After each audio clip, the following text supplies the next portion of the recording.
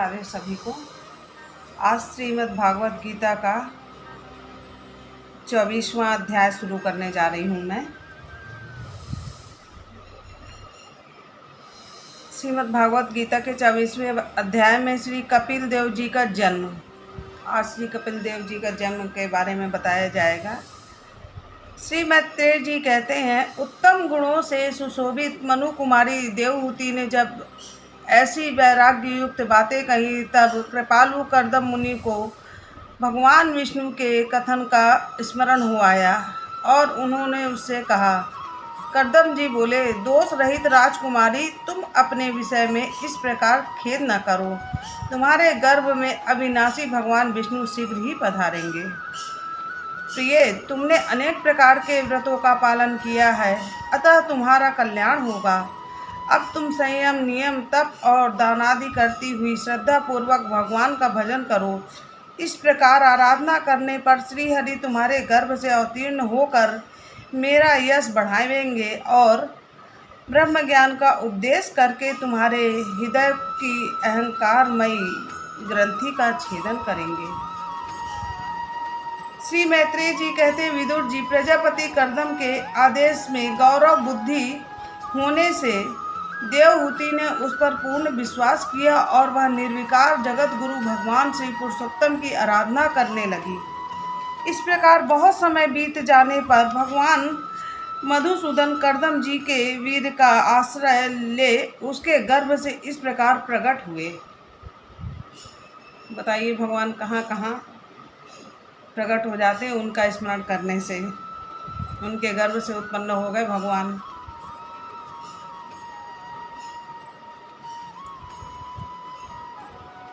जैसे काष्ठ में अग्नि, उस समय आकाश में मेघ जल बरसाते हुए गरज गरज कर बाजे बजने लगे, गंधर्व गण गान करने लगे और अप्सराएं आनंदित होकर नाचने लगी। आकाश से देवताओं के बरसाए हुए दिव्य पुरुषों की वर्षा होने लगी।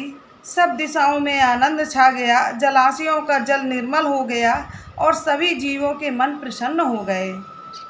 इस समय सरस्वती नदी से घिरे हुए कर्दम जी के उस आश्रम में मारीची आदि मुनियों के सहित ब्रह्मा जी आए। भगवान का जन्म हुआ है, ब्रह्मा जी आएंगे ही। शत्रु दमन विदुर जी, स्वतः सिद्ध ज्ञान से संपन्न अजन्मा ब्रह्मा जी को यह मालूम हो गया था कि साक्षात पर ब्रह्मा भगवान विष्णु सांख्य शास्त्र का उपदेश करने के लिए अपने विशुद्ध सत्वमय अंश से अवतीर्ण हुए हैं। इसके पहले मैंने एक कथा में आपको सांख्य शास्त्र के बारे में बताया था। उस कथा में पूरा सांख्य शास्त्र का विश्लेषण दिया गया है। आप पूरी भागवत सुनेंगे तो आपको सब कुछ सुनने को मिलेगा।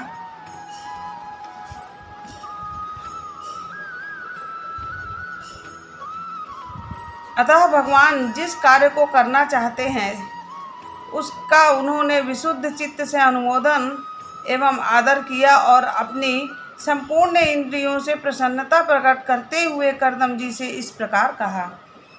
श्री ब्रह्मा जी ने कहा, प्रिय कर्दम, तुम दूसरों को मान देने वाले हो। तुमने मेरा सम्मान करते हुए जो मेरी आज्ञा का पालन किया है, इससे तुम्हारे द्वारा निष्कपट भाव से मेरी पूजा संपन्न हुई है।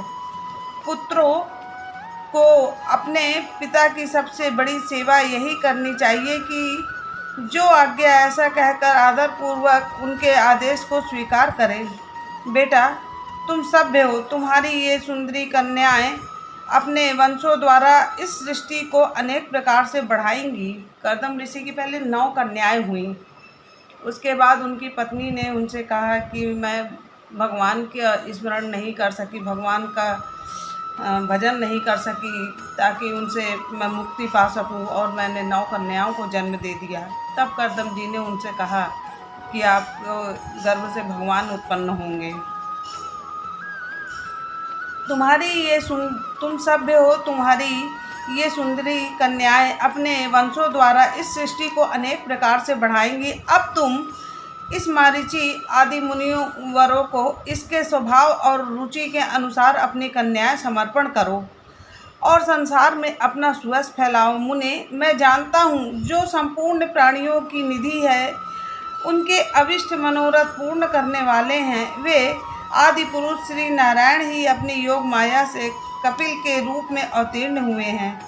फिर देवहूति से बोले, राजकुमारी, सुनहरे बाल, कमल जैसे विशाल नेत्र और कमल मंडित चरण कमलों वाले शिशु के रूप में कैटभासुर को मारने वाले साक्षात श्री हरि ने ही ज्ञान विज्ञान द्वारा कर्मों की वासनाओं का मूलोच्छेदन करने के लिए तेरे गर्भ में प्रवेश किया है। ये अविद्या जनित मोह की ग्रंथियों को काटकर पृथ्वी में स्वच्छंद विचरेंगे। ये सिद्ध गणों के स्वामी और सांख्यचार्यों के भी माननीय होंगे। लोक में तेरी कीर्ति का विस्तार करेंगे और कपिल नाम से विख्यात होंगे। श्री मैत्रेय जी कहते हैं, विदुर जी, जगत की सृष्टि करने वाले ब्रह्मा जी उन दोनों को इस प्रकार आश्वासन देकर नारद और सनकादि को साथ ले हंस पर चढ़कर ब्रह्मा लोक में चले गए। ब्रह्मा जी के चले जाने पर कर्दम जी ने उनके आज्ञा अनुसार मारीची आदि प्रजापतियों के साथ अपनी कन्याओं का विधि पूर्वक विवाह कर दिया। उन्होंने अपनी कला नाम की कन्या मारीची को, अनसुईया अत्रि को, श्रद्धा अडिंगरा को और हविर्भू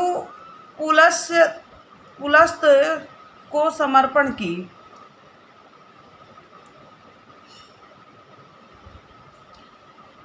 पुलह को उनके अनुरूप गति नाम की कन्या दे दी। ऋतु के साथ परम साध्वी क्रिया का विवाह किया। भृगु जी को ख्याति और वशिष्ठ जी को अरुंधति समर्पण की। अथर्व ऋषि को शांति नाम की कन्या दी, जिससे यज्ञ कर्म का विस्तार किया जाता है। कर्दम जी ने उन विवाहित ऋषियों का उनकी पत्नियों के सहित खूब सत्कार किया। विदुर जी, इस प्रकार विवाह हो जाने पर वे सब ऋषि कर्दम जी की आज्ञा ले अति आनंद पूर्वक अपने अपने आश्रम को चले गए।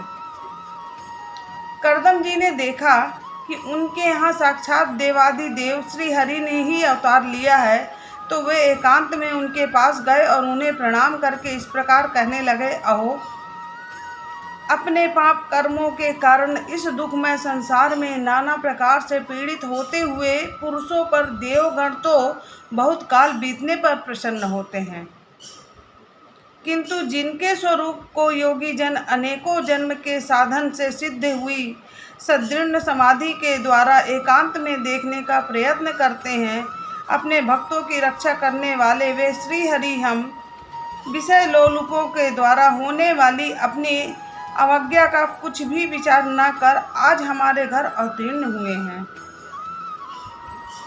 आप वास्तव में अपने भक्तों का मान बढ़ाने वाले हैं। आपने अपने वचनों को सत्य करने और सांख्य योग का उपदेश करने के लिए ही मेरे यहाँ अवतार लिया है।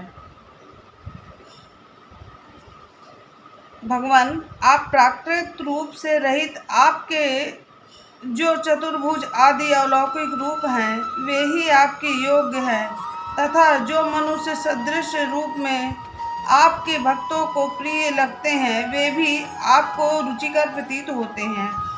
आपका पाद पीठ तत्व ज्ञान की इच्छा से विद्वानों द्वारा सर्वदा वंदनीय है, तथा आप ऐश्वर्य, वैराग्य, यज्ञ, ज्ञान, वीर और श्री इन 6 ऐश्वर्यों से पूर्ण है। मैं आपकी शरण में हूँ।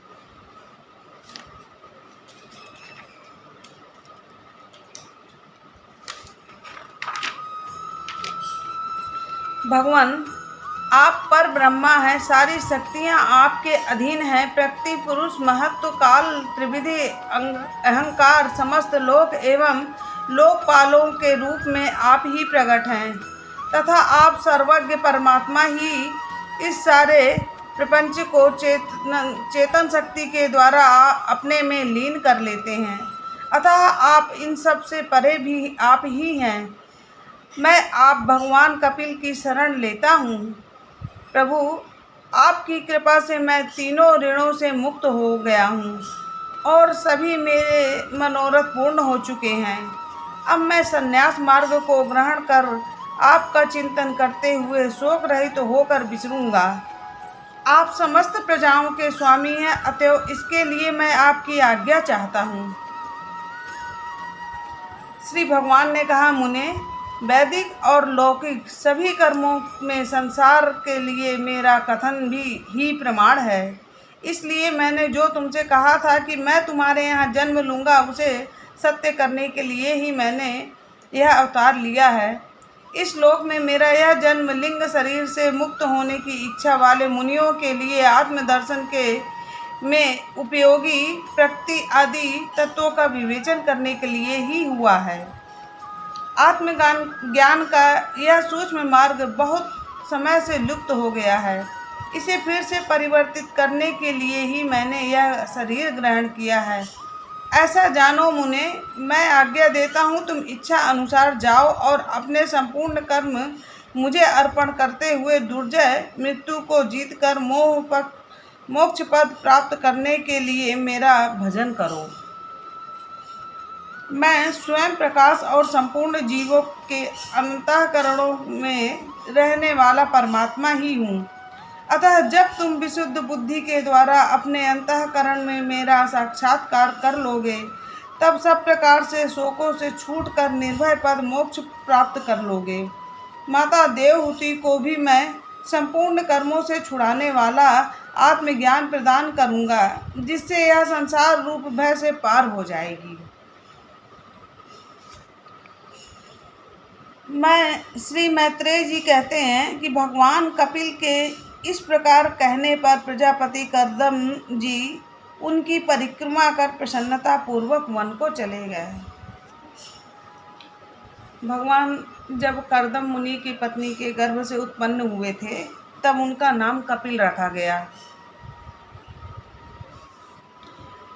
वहाँ अहिंसा में संन्यास धर्म का पालन करते हुए वे एकमात्र श्री भगवान की शरण में हो गए तथा अग्नि और आश्रम का त्याग करके